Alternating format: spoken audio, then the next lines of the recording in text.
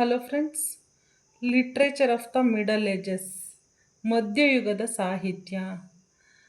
1666 is a very important year in English history. Normandy William besieged England King Harold, defeated in a Hastings War. 1066 ಇಂಗ್ಲೆಂಡಿನ ಚರಿತ್ರೆಯಲ್ಲಿ ಬಹುಮುಖ್ಯವಾದ ವರ್ಷ. ನಾರ್ಮಂಡಿಯ William ಇಂಗ್ಲೆಂಡಿಗೆ ಮುತ್ತಿಗೆ ಹಾಕಿ Hastings ಕದನದಲ್ಲಿ ಸಾಕ್ಸನ್ನರ ಕೊನೆಯ ದೊರೆ ಹೆರಾಲ್ಡನನ್ನು ಸೋಲಿಸ್ತಾನೆ. ಇವರ ಕೊನೆಯ ಕೃತಿ ಬ್ಯಾಟಲ್ ಆಫ್ ಮಾಲ್ಡನ್ ಡೇನರಿಗೂ ಇಂಗ್ಲಿಷರಿಗೂ ನಡೆದ ಘರ್ಷಣೆಯನ್ನು ಹೇಗೆ ತಿಳಿಸುತ್ತೋ ಹಾಗೆ ಮಿಡಲ್ ಏಜಸ್ ಸ್ಟಾರ್ಟ್ ಆಗೋದೇನೆ ಕಿಂಗ್ ಹೊರಾಲ್ಡನನ್ನು ಸೋಲಿಸಿದ ನಂತರ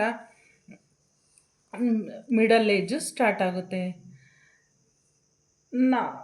many words came from French like judiciary, entertainments, culinary words. ನಾರ್ಮನ್ನರು ತಮ್ಮೊಂದಿಗೆ ಫ್ರೆಂಚ್ ಭಾಷೆಯ ಸಾಹಿತ್ಯವನ್ನು ಸಹ ಇಂಗ್ಲೆಂಡ್ಗೆ ತರ್ತಾರೆ. ಇಂಗ್ಲಿಷ್ ಭಾಷೆ ಮತ್ತು ಸಾಹಿತ್ಯಗಳ ಮೇಲೆ ಇವುಗಳ ಪ್ರಭಾವ ಅಧಿಕವಾಗಿರುತ್ತೆ. ನಾರ್ಮನ್ನರು ಪ್ರಭುಗಳಾದುದರಿಂದ ಆಡಳಿತದ ಭಾಷೆ, ನ್ಯಾಯಾಂಗದ ಭಾಷೆ, ಮನರಂಜನೆಗಳಿಗೆ ಸಂಬಂಧಿಸಿದಂತೆ ಪಾಕಶಾಸ್ತ್ರಕ್ಕೆ ಸಂಬಂಧಿಸಿದಂಥ ಅನೇಕ ಪದಗಳು ಫ್ರೆಂಚ್ನಿಂದ ಇಂಗ್ಲೀಷ್ಗೆ ಬರ್ತವೆ. Anglo Saxons literature turned into a literature of the winners. Anglo Saxon literature automatically ವಿಜೇತರ ಸಾಹಿತ್ಯವಾಗಿ ಬದಲಾಗುತ್ತೆ. ವಿಜೇತರು ಯಾರಿಲ್ಲಿ? ನಾರ್ಮನ್ ಫ್ರೆಂಚ್ಸ್ ಅವರ ವಿಜೇತರಾಗಿರೋದ್ರಿಂದ, ಹೊರಾಲ್ಡನನ್ನು ಸೋಲಿಸಿರೋದ್ರಿಂದ ಅವರ ಸಾಹಿತ್ಯದ ಪ್ರಭಾವ ಆಂಗ್ಲೋ ಸ್ಯಾಕ್ಸನ್ ಸಾಹಿತ್ಯದ ಮೇಲೆ ತುಂಬಾ ಪ್ರಭಾವ ಬೀರುತ್ತೆ. 300 years French language remained dominant in England. ಸುಮಾರು 300 ವರ್ಷಗಳ ಕಾಲ ಅವರ ಫ್ರೆಂಚ್ ಲ್ಯಾಂಗ್ವೇಜು ಇಂಗ್ಲೆಂಡಿನಲ್ಲಿ ತನ್ನ ಪ್ರಾಬಲ್ಯವನ್ನು ಉಳಿಸಿಕೊಂಡಿರುತ್ತದೆ. ಹಾಗಾದರೆ effects on Anglo Saxon literature, Norman French ಲ್ಯಾಂಗ್ವೇಜ್ನ ಎಫೆಕ್ಟ್ ಆಂಗ್ಲೋ ಸ್ಯಾಕ್ಸನ್ ಲಿಟ್ರೇಚರ್ ಮೇಲೆ ಯಾವ ರೀತಿ ಪ್ರಭಾವ ಬೀರಿತು ಅನ್ನೋದಾದರೆ, ಆಂಗ್ಲೋ ಸ್ಯಾಕ್ಸನ್ ಲಿಟ್ರೇಚರ್ ಹೇಗಿತ್ತು? The heroic age was over, it was not heroic, life not take seriously. ಅವ್ರದ್ದು ಹೀರೋಯಿಕ್, ಬಿವುಲ್ಫು ಅದರಲ್ಲೆಲ್ಲ ಏನು ಹೀರೋಯಿಸಮ್ನ ಅಲ್ಲಿ ಮೇಯ್ನ್ ಕಾನ್ಸೆಪ್ಟಾಗಿ ತಗೊಳ್ಳಾಗಿತ್ತು. ಆದರೆ ಈಗ the heroic age was over, ಮುಗ್ದಿತ್ತು. ನಾರ್ಮನ್ನರು ತಂದ ಸಾಹಿತ್ಯ ಇವರಷ್ಟು ಸತ್ವಯುತವಾಗಿರಲಿಲ್ಲ, ವೀರರಸ ಪ್ರಧಾನವಾಗಿರಲಿಲ್ಲ, ಜೀವನವನ್ನು ಗಂಭೀರವಾಗಿ ಕಾಣ್ತಾ ಇರಲಿಲ್ಲ. ಆದರೆ ನಾರ್ಮನ್ ಫ್ರೆಂಚ್ ಅವ್ರದ್ದು ಹೇಗಿತ್ತು ಅಂದರೆ, lyrics, entertaining is a main aim ಆಗಿತ್ತು, ಮನರಂಜನೆಯೇ ಮುಖ್ಯ ಗುರಿಯಾಗಿತ್ತು. ಲವಲವಿಕೆಯ ಸಾಹಿತ್ಯವನ್ನು ಅವರು ಸೃಷ್ಟಿಸ್ತಾಯಿದ್ರು, ಅಮೇಝಿಂಗ್ ಆ್ಯಂಡ್ ಮಿರಾಕಿಲ್ಸನ್ನು ಕ್ರಿಯೇಟ್ ಮಾಡ್ತಾಯಿದ್ರು. ಕೇಳುವವರನ್ನು ಬೆರಗುಗೊಳಿಸೋದೇ ಇವರ ಮುಖ್ಯವಾದ ಗುರಿಯಾಗಿತ್ತು. ಆದುದರಿಂದ ಇಲ್ಲಿ ಅದ್ಭುತಗಳಿಗೆ ಹೆಚ್ಚಿನ ವಿಶೇಷ ಸ್ಥಾನ ಇತ್ತು, ಇಲ್ಲಿ ಯಾವುದೇ ವಿಶೇಷ ಸ್ಥಾನ ಇರಲಿಲ್ಲ. Next, poetry no end rhyme, only alliteration. ಇಲ್ಲಿ ಅಂತ್ಯಪ್ರಾಸವಿರಲಿಲ್ಲ, ಕೇವಲ ಅನುಪ್ರಾಸವಷ್ಟೇ ಇತ್ತು. ಆದರೆ ನಾರ್ಮನ್ಸ್ ಏನು ಮಾಡಿದ್ರು ಅಂದರೆ, reduce the importance of the rhyming. ಅಲಿಟ್ರೇಷನನ್ನು ಅವರು ರೆಡ್ಯೂಸ್ ಮಾಡಿ ಇಂಟ್ರಡ್ಯೂಸ್ ಎಂಡ್ ರೈಮಿಗೆ ಹೆಚ್ಚಿನ ಆದ್ಯತೆಯನ್ನು ಕೊಟ್ಟರು. ಆಂಗ್ಲೋ ಸ್ಯಾಕ್ಸನ್ನಲ್ಲಿ the length of the rows was not specified. ಇವ್ರಿಗೆ ಯಾವುದೇ ಸಾಲುಗಳ ನಿಯಮಬದ್ಧತೆ ಇರಲಿಲ್ಲ. ಎಷ್ಟು ಸಾಲುಗಳಾರು ಲೆಂತ್ ಬಗ್ಗೆ, ಪೊಯಮ್ನ ಲೆಂತ್ ಬಗ್ಗೆ ಅವರಿಗೆ ಯಾವುದೇ ಐಡಿಯಾಸ್ ಇರಲಿಲ್ಲ. ಆದರೆ Norman French lines was broken into 2 rhyming lines. ಅವರು ಇಷ್ಟೇ ಲೈನ್ ಇರಬೇಕು, ಅದರಲ್ಲಿ 2 ರೈಮಿಂಗ್ ಲೈನ್ಸ್ ಇರಬೇಕು, each line having specific number of syllable. ಆದರೆ ಅನುಪ್ರಾಸದ ಆಂಗ್ಲೋ ಸ್ಯಾಕ್ಸನ್ ಪದ್ಯ ಪೂರ್ಣವಾಗಿ ಮರೆಯಾಗಲಿಲ್ಲ. 14ನೇ ಶತಮಾನದಲ್ಲಿ ಮತ್ತೆ ಅದು ಅನುಪ್ರಾಸದ ಅವಧಿ ಪುನರುದಯ ಆಗುತ್ತೆ. Effects of Norman conquest. Norman ವಿಜಯದಿಂದ ಏನೇನು ಎಫೆಕ್ಟ್ಸ್ ಆಯಿತು ಅಂದರೆ, ನಾರ್ಮನ್ನರ ವಿಜಯದಿಂದ ವೆಸೆಕ್ಸ್ ಹೆಜಿಮನಿ ವಾಸ್ ಬ್ರೋಕನ್. ವೆಸೆಕ್ಸ್ಗೆ ಅದುವರೆಗೆ ಇದ್ದಂತಹ ಪ್ರಾಬಲ್ಯ ಕಡಿಮೆ ಆಯಿತು. Middle English branched off into Northumbrian, Scots and northern English dialectics, Mercian dialects, East Midland, West Midland ಆಗಿ ಬ್ರಾಂಚಸ್ ಆಗುತ್ತೆ. ಅನೇಕ ಉಪಭಾಷೆಗಳಾಗಿ ಇಂಗ್ಲೀಷ್ ಅನೇಕ ಉಪಭಾಷೆಗಳಾಗಿ ಹರಿದು ಹಂಚೋಗುತ್ತೆ. Next in 1362 English began to be used in courts and in 1376 in schools.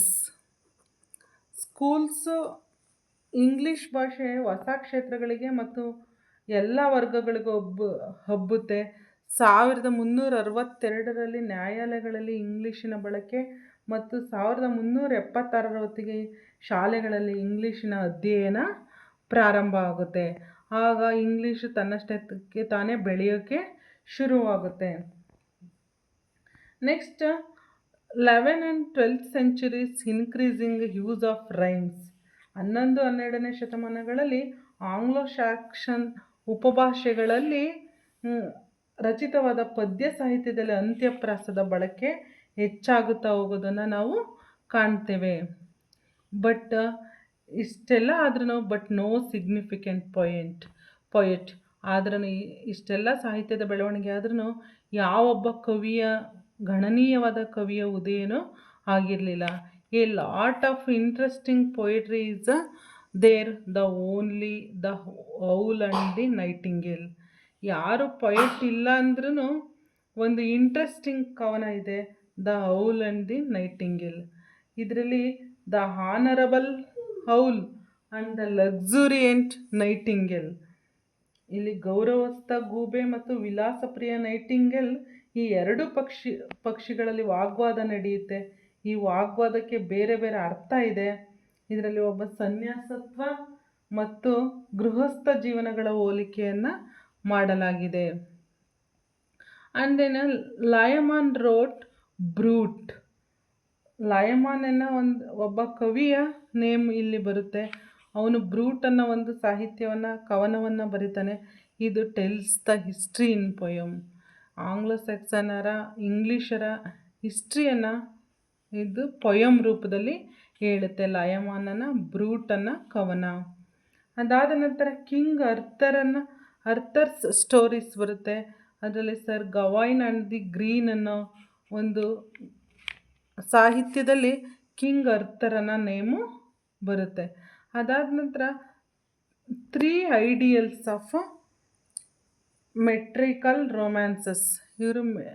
ಇವರ ಒಂದು ಕವನವನ್ನು ಮೆಟ್ರಿಕಲ್ ರೊಮ್ಯಾನ್ಸಸ್ ಆಫ್ ಲವ್ ಅಂತ ಹೇಳಿ ಕರೀತಾರೆ. ಅದರಲ್ಲಿ 3 ಐಡಿಯಲ್ಸ್ನ ಇಟ್ಕೊಂಡು ಅವರು ಸಾಹಿತ್ಯವನ್ನು ರಚನೆ ಮಾಡ್ತಾರೆ. ಒಂದು ಮೆಟ್ರಿಕಲ್ ರೊಮ್ಯಾನ್ಸಸ್ ಆಫ್ ಲವ್ ಅಂದರೆ ಅದ್ಭುತ ರಮ್ಯ ಕವನಗಳು. And then chivalry and religious piety. Metrical romances ಅಂದರೆ ಪ್ರೀತಿ, ಪ್ರೇಮ, ಸಂಕಷ್ಟಕ್ಕೆ ಸಿಲುಕಿದ ಲಾವಣ್ಯವತಿಯರು, ಅವರ ರಕ್ಷಣೆ, ಇವುಗಳಿಗೆ ಸಂಬಂಧಪಟ್ಟಿದ್ದು. ಶಿವಾಲ್ರಿ ಅಂದರೆ ಸ್ತ್ರೀ ಸಂವೇದಿ ಬರಹಗಳು, ಅಂದರೆ ಸ್ತ್ರೀಯರ ಬಗ್ಗೆ ಗೌರವ, ದುರ್ಬಲರಲ್ಲಿ ರಕ್ಷಣೆ, ಇವುಗಳೆಲ್ಲವನ್ನು ಸೇರಿದ್ನ ಶಿವಾಲ್ರಿ ಅಂತ ಹೇಳಿ ಕರಿತೀವಿ. ರಿಲಿಜಿಯಸ್ ಪಿಟಿ ಅಂದರೆ ಧಾರ್ಮಿಕ ಶ್ರದ್ಧೆಯುಳ್ಳ ಕೃತಿಗಳು. ಇವುಗಳನ್ನು ರಚಿಸಿದಂಥದ್ದು ಈ ಮಧ್ಯಯುಗದ ಒಂದು 3 ಐಡಿಯಲ್ಸ್ ಆಗಿರುತ್ತೆ. ಇವರ 3 ಆದರ್ಶಗಳನ್ನು ಇಟ್ಕೊಂಡು ಸಾಹಿತ್ಯವನ್ನು ರಚನೆ ಮಾಡ್ತಿರ್ತಾರೆ. Metrical romances, chivalry, religious piety. Metrical romances divided into 3 part. Metrical ರೊಮ್ಯಾನ್ಸಸ್ಸನ್ನು ಅಂದರೆ ಅದ್ಭುತವಾದ ರಮ್ಯ ಕವನಗಳನ್ನು 3 ಭಾಗ ಮಾಡಿದ್ದಾರೆ. ಒಂದು France and Rome and Britain. ಫ್ರಾನ್ಸಿಗೆ ಸಂಬಂಧಪಟ್ಟಿದ್ದು, ರೋಮಿಗೆ ಸಂಬಂಧಪಟ್ಟಿದ್ದು, ಬ್ರಿಟನ್ಗೆ ಸಂಬಂಧಪಟ್ಟಿದ್ದು. ಫ್ರಾನ್ಸಿಗೆ ಸಂಬಂಧಪಟ್ಟಿದ್ದರಲ್ಲಿ ಏನಿತ್ತು ಅಂದರೆ greatness of Christianity.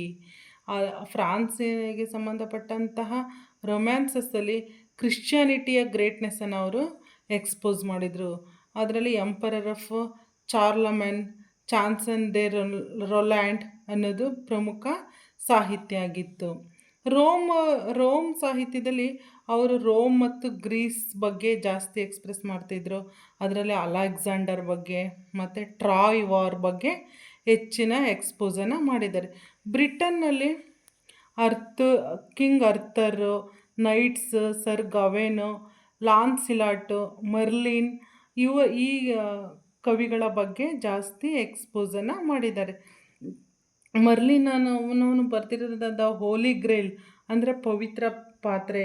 Yesu Krista ತನ್ನ ಮರಣದ ಸಮಯದಲ್ಲಿ ವಿಷಯವನ್ನು ಕುಡಿದಂತಹ ಪಾತ್ರೆಯ ಬಗ್ಗೆ ಮರ್ಲಿನ್ ಅನ್ನೋನು ಬರೆದಿದ್ದಾನೆ. ಇದನ್ನೇ ಬಳಸ್ಕೊಂಡು ಸ್ಪೆನ್ಸರು, ಟೆನೆಸನು ಮೊದಲಾದ ಕವಿಗಳು ಈ ಕಥೆಯನ್ನು ಎಗೈನ್ ಬರೆದಿದ್ದಾರೆ.